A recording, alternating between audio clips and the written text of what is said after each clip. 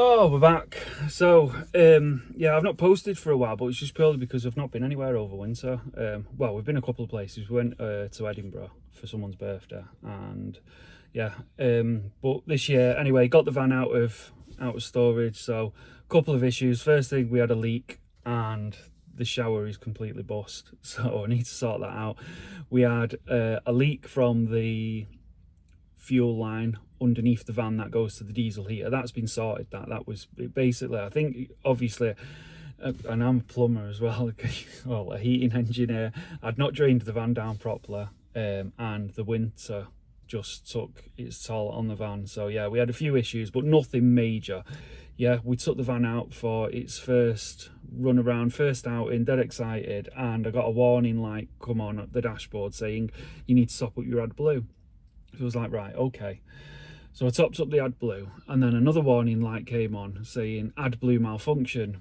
You have AdBlue malfunction. Go to the garage. So anyway, carried on because obviously we were out and the van was still working. So carried on. And then I looked into it, this AdBlue issue, and there was a few different faults which I'll get into in a minute. But anyway, one of the things just said, just take your van for a run. So I ended up taking the van for about, I went to my parents' house in Wales, so it was like 100 miles or so.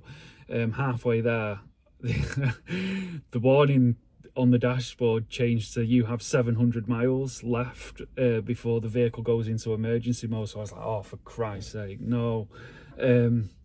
So anyway, carried on there, got back, and yeah, started looking into it and thinking, well, I've just filled it up, surely it's just a sensor or something, the level's not, do you know why it can't all, it's a bit of a coincidence that I've just filled it up and then there's an issue. So anyway, I rang Mercedes and I said, right, this is what's going on my dashboard.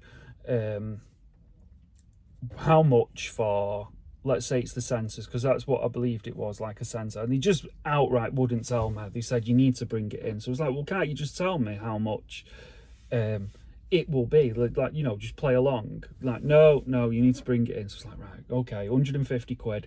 Got told that it was the upstream and downstream NOx sensors. So these sensors are part of the AdBlue system, basically. So you've got your upstream, the middle compartment, which takes care of the emissions, and your downstream sensor.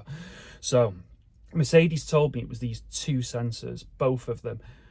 It took a week to get the report from them. I phoned them 3 times and I ended up having to go in. Eventually I got the engineer's report, and it said, so the upstream one had a sporadic fault and the downstream sensor had a bad ground. So they then quoted me 1,600 quid. While the van was in there, I waited in there while they looked at it, and they quoted me 1,600 quid. All in with the £150 diagnostics to do these sensors. So I was like, what? How much for a sensor or sensors? So basically they said it's £500 per, 580 quid I think it was, something, including VAT per sensor, then the diagnostics charge, then the labour on top. So I was like, whoa, this is a bit much, this. I thought I need a second opinion, because I thought it's a bit weird how both sensors have gone. So anyway, I phoned another Mercedes guy who's like a specialist, and he said in the 5 years that this AdBlue thing's been going on, he's only ever replaced one sensor, and that's the downstream sensor. He never has to touch the upstream. So that's just put complete doubt in my mind. Then I'm thinking, the thing was, if it was both sensors, then he was quoting me the same as Mercedes, 1,600 quid. So I was like, yeah, so I just saw, I had to think about it, and I got under the van and I found the two sensors, and I thought, they're dead accessible, these. You know, it's like literally one screw, you just screw it out. The problem is with cars now is that, one, it's not just a case of replacing the part, you've then got to start going into the diagnostics things and resetting stuff, do you know? So I was like, you know, do I go to Mercedes, do I go to this other guy, or do I just do it myself? So I thought, I need to know, at least if I do it myself, then, you know, I know what's going on. So I ended up going out and buying one of these things. This is the Autel 808K-BT. So it's basically a diagnostics computer. So this tells you all the fault codes, what's going on in the van. It doesn't just do Mercedes, it does loads of different makes and models of vehicles. Basically, this picked up that there was a problem with the downstream sensor. It matched what Mercedes was saying, but the upstream, it said nothing. Now I looked into this, And basically, if one of the sensors is malfunctioning, because the emissions are wrong, the other sensor can think that there's an issue with that sensor. It throws the values out. Now, I would have thought Mercedes would have knew this. If I can find that on like a simple Google search, and there was loads of threads of people saying that both sensors can be thrown out, then I would have thought Mercedes would have known that, and they would have said to me, well, we'll just do one sensor and then see if it clears. So anyway, yeah, it didn't. The other option, what I wanted to tell you was, now you can get these systems deleted, but if you're going to go down that route, look into it first, because technically they are illegal. It's not illegal to delete the AdBlue system, but it is illegal to drive on the road without the AdBlue system functioning. So that wasn't an option for me, because yeah, obviously I want to do everything legit. And when I come to sell this van, I'd then have to tell somebody that, oh well, actually it's illegal. It's just a no-go that for me. So yeah, just be careful.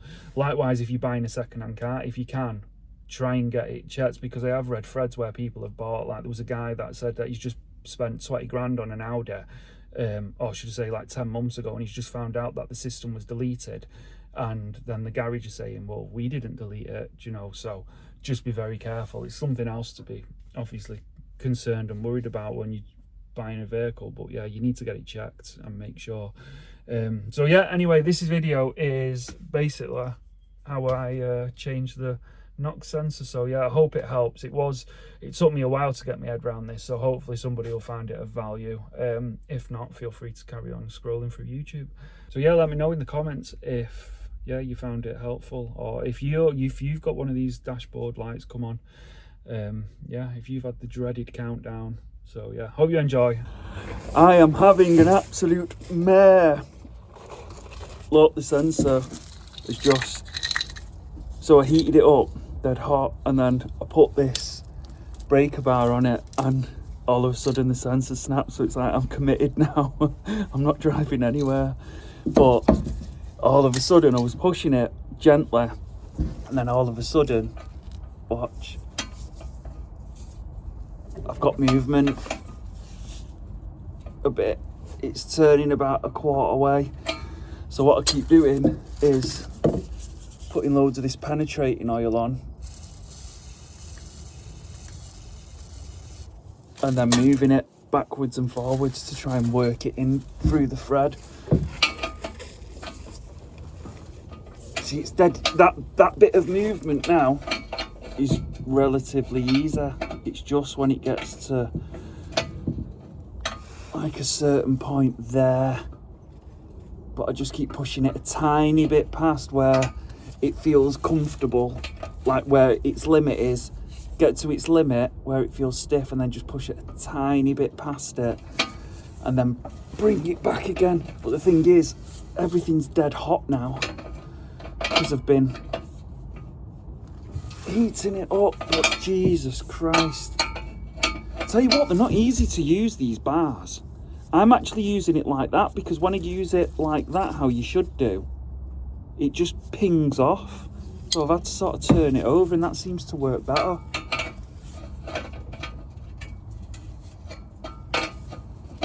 At some point it should come free, but it doesn't help, because I noticed when I first started looking at the sensor, I noticed that the nut had a crack in it. So obviously someone's had it. They've either, when they've been putting it on, they've damaged it, or somebody's tried to undo it in the past and they've damaged it, but the nut's cracked. So then I'm thinking to myself, has this sensor always been funny?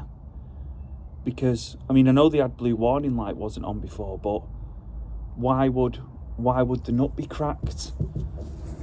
It wouldn't have come out of Mercedes like that, would it? I wouldn't have thought.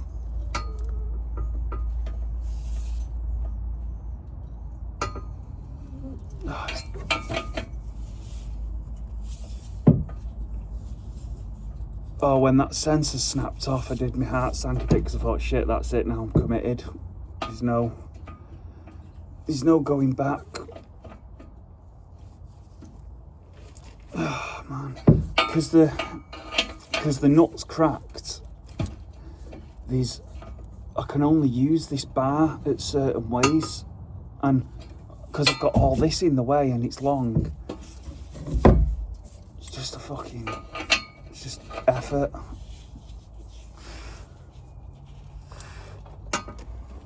It's definitely getting looser though.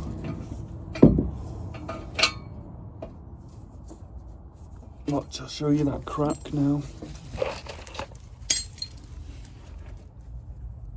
I don't know if you can see that.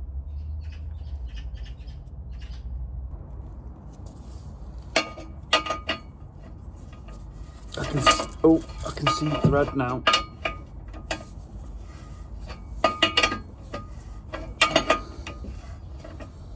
Moving.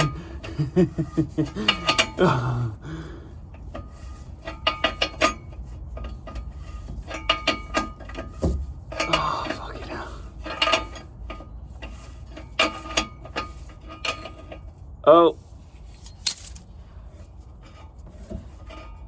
Yeah. That was tough. Wow. And this is just the first sensor. The other one's right up there in like behind the catalytic, that SCR catalytic thing. If I've got to do that one, then that's as tough as this one. But it's doable. So that's it. That's its little computer. And then that's the sensor.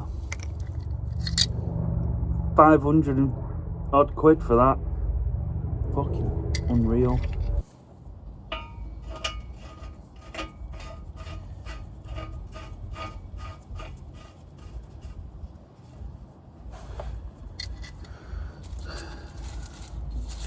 I don't really want to use like loads of excess force on this.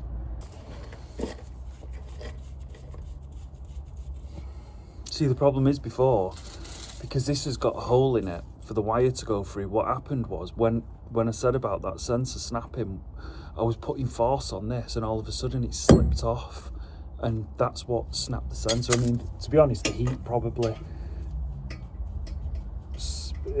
made it a bit more fragile anyway, because I did heat it up till it was glowing red, but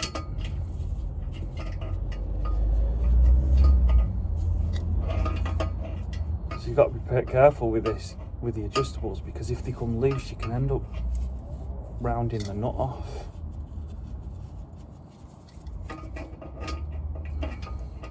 But I've not got a spanner that will fit this.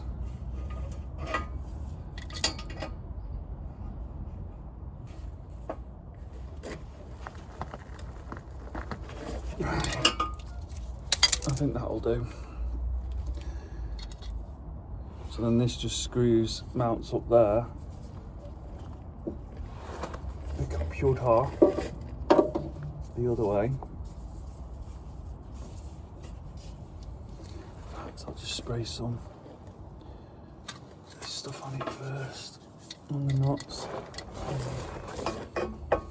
Try to make it so if I ever have to do this again, it will be easier.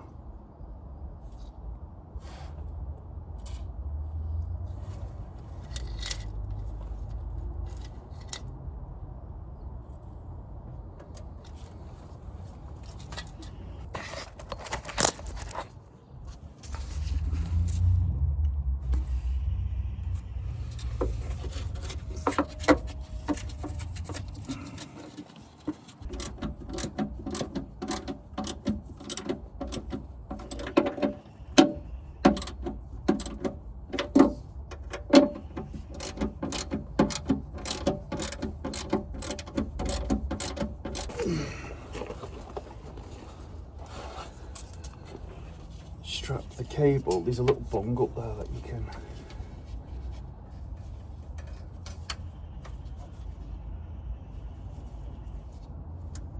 get a cable tie in,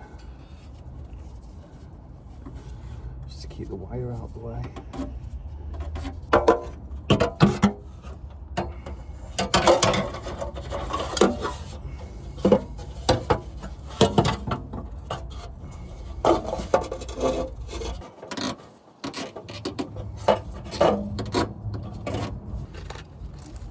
These little things keep the heat shield on. I don't know what they are, they're like little star things, but they're a bit shit.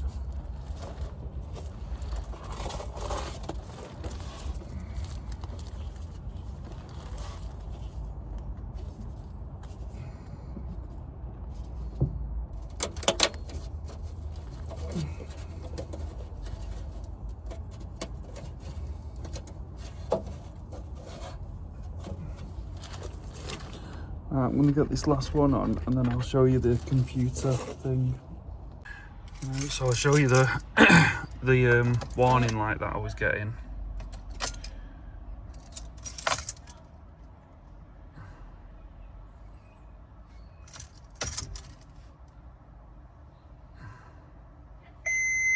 There we go.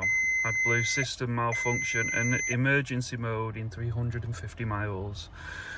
So, get this switched on.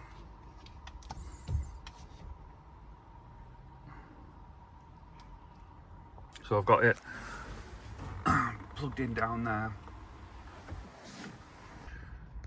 So usually what you do is go on this button here and go on auto detect, and it should detect the vehicle.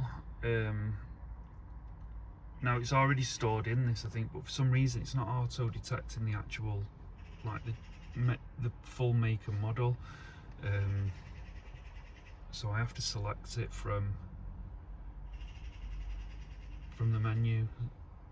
So it's already got my VIN number in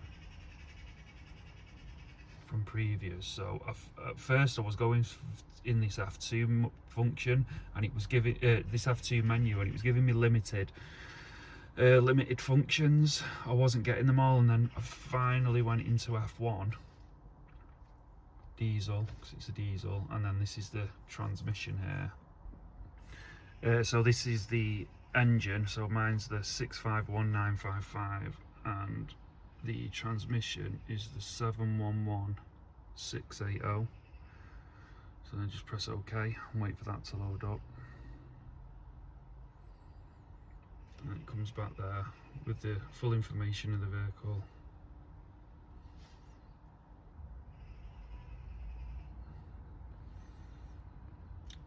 Mine is the 651. Select it. Yep, so that's like the AdBlue system. Select it. Catalytic reduction present. It's the exhaust after treatment. So that'll bring up the menu now. All the menus of stuff that you could do. So before, if I go on Diagnostics, go on auto scan.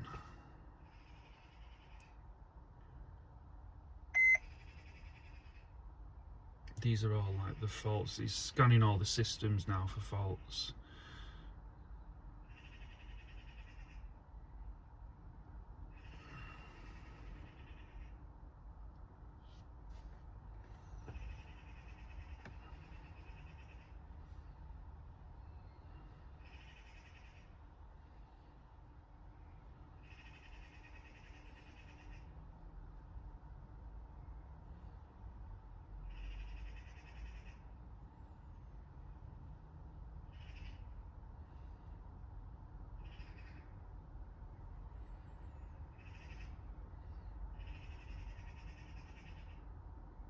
So we've got 3 on here. The head unit I'm not interested in.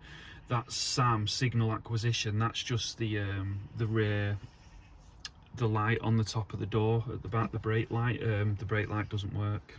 It's got a camera on it. I don't know if it doesn't work because of the camera, or I don't know, it's always been like that, but this is what we're interested in. The ECM.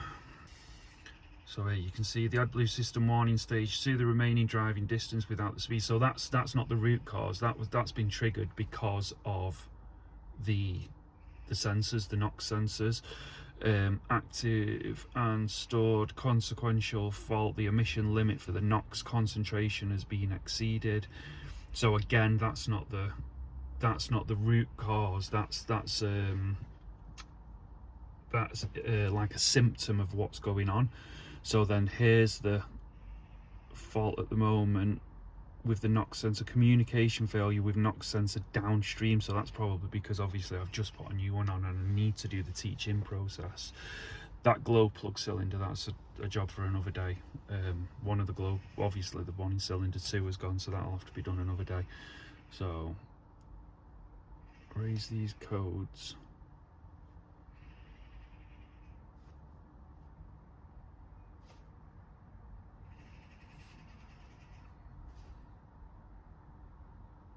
Go. So what I'm going to do now is go back to this menu. I'm going to go on. Oh no, wait a minute. I think it was in special functions.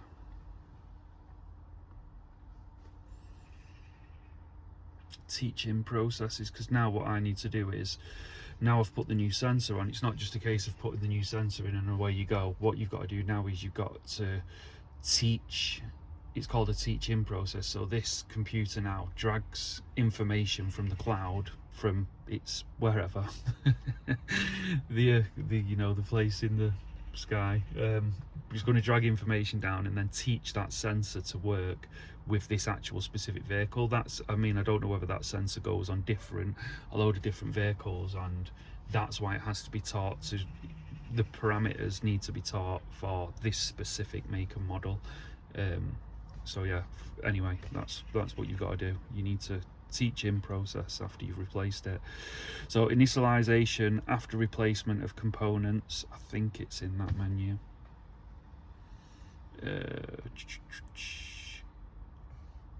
Control valve, take off position, diesel particulate, exhaust temperature sensor. So all these are, this is just in the exhaust system. You've got teaching processes for loads, so it's a NOx sensor. So let's try that menu. Yeah, you've got teaching processes for loads of different things that you replace. This teaching process must be carried out after replacing the NOx sensor downstream of the exhaust turbocharger.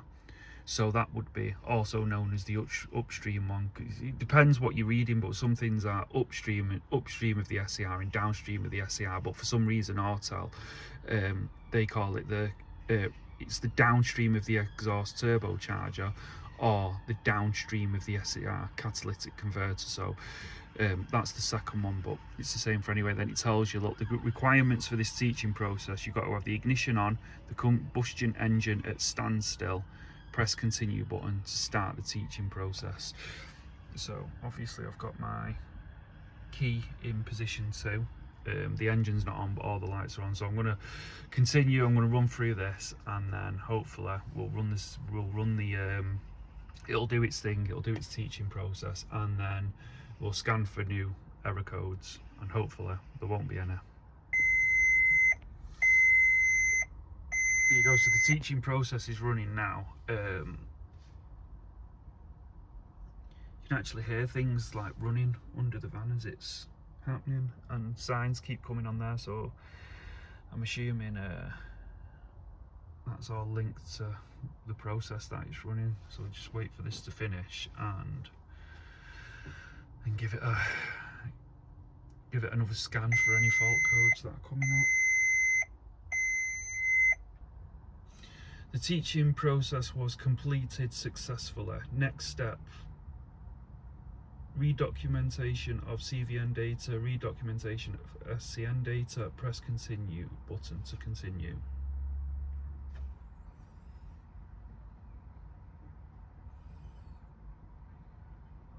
And that is it.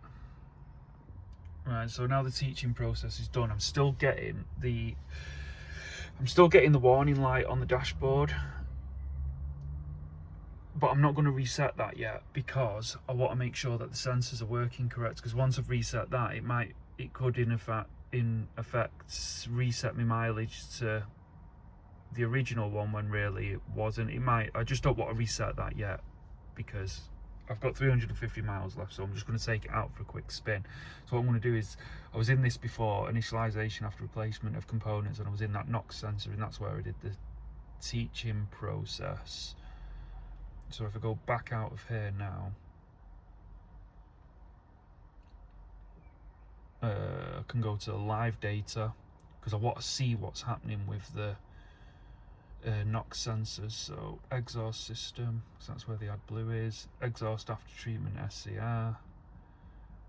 So this will give me now all the information. So what I can do is NOx concentration upstream, NOx concentration downstream, actuation value of, and then what I can do is put them into a graph.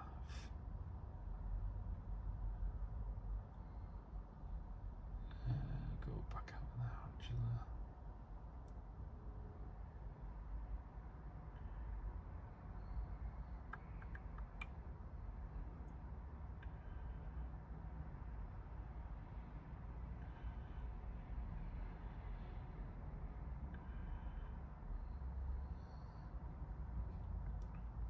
And what we'll do is we'll start the van. I'm going to start the van and take it for a run and see if I can get this data, because I don't think it'll work just on the drive. It'll need to go out for a run because the AdBlue won't start adding until everything's warm and the emissions start rising, which is just not going to happen on the driveway. See, so just in fact, just with that initial first start, you can see there the AdBlue metering's already gone up. So it is starting to work, but I don't think these readings are going to give me much on the driveway. So like I said, get it out for a run and see what happens. Right, so we can see there now after a run, we've got the upstream, which is about, it goes between 150 and around 200, and the downstream is bouncing around well, it's at 90 now, but whilst driving it was about 100 and 150, which is what you want. You want the downstream to be less than the upstream, because obviously the upstream measures it, and then the upstream sensor, NOx sensor, measures the combustion, then the emissions, and then the AdBlue injector squirts like the stuff in to bring the ppms down, and then the downstream sensor takes another measurement of after it's been treated. So that's exactly what you want, the upstream to be higher than the downstream. So now the next thing that I need to do is reset the warning light. Now I know the live data's alright and the sensors are acting how they should do. What I need to do is go out of the live data, go on to special functions, teaching processes, initialization. No, I'm in the wrong menu.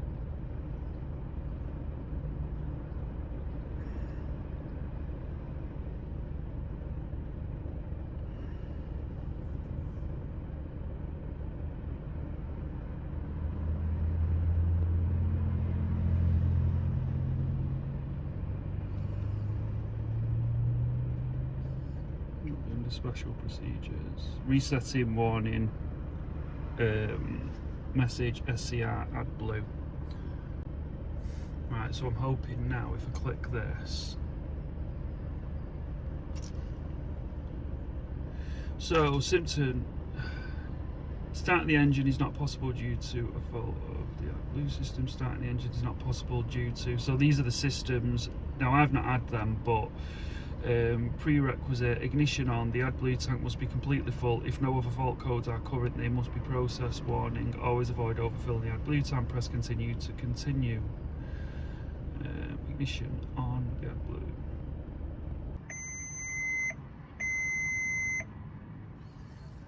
Right, so I've got the ignition on but the engine off, so I'm going to continue.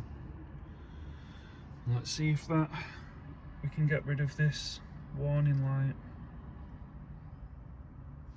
So it's come up now, turn the ignition off.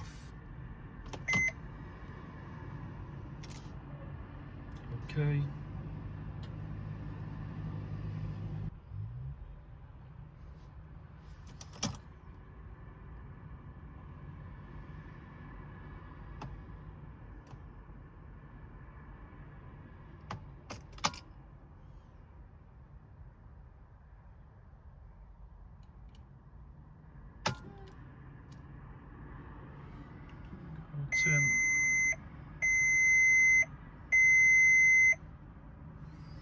that didn't work.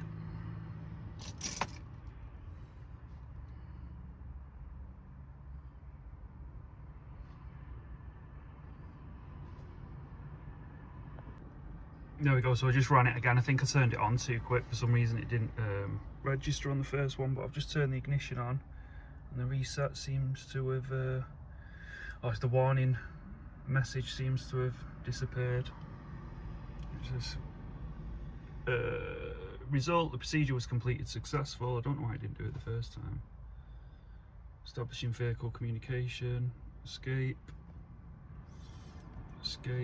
So now let's do the trouble codes. Scan the trouble codes again and see if anything comes back up.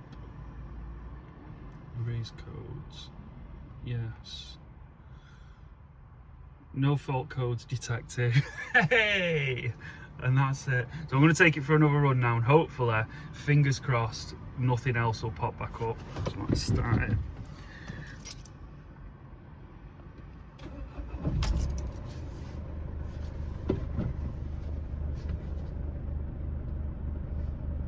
So far.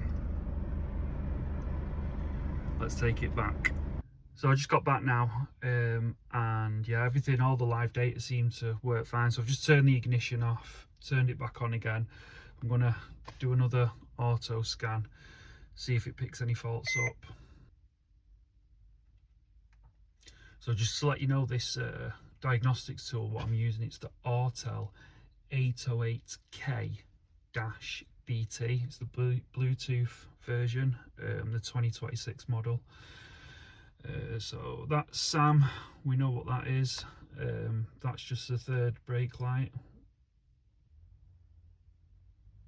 So sensor high mounted stop lamp has an open circuit or short circuit. There was actually water getting, when we first did the van, there was a leak getting into there and I sealed it, so maybe some water's ingressed and caused an issue with that. That's probably what that is, but I mean, I'm not bothered about that. It still passes its MOT. I can do that another day, it's not important. Let's go back out of this. Audio head unit control, I'm not too sure what that is. Let's have a look at that. Again, I'm not too fussed about the head unit. Trouble codes. Video image, reversing camera faulty, right? Okay, so maybe that's linked to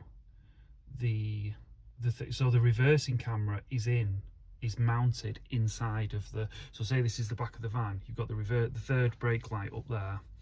The reversing camera is mounted inside that, so obviously them two fault codes will probably, if I swap the third light, then them two fault codes will probably get rid of together.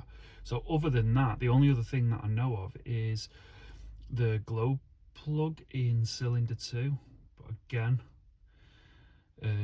that's not causing a massive issue. I will do it, but yeah, as for now, I think we're ready to hit the road again and get camping. Hey.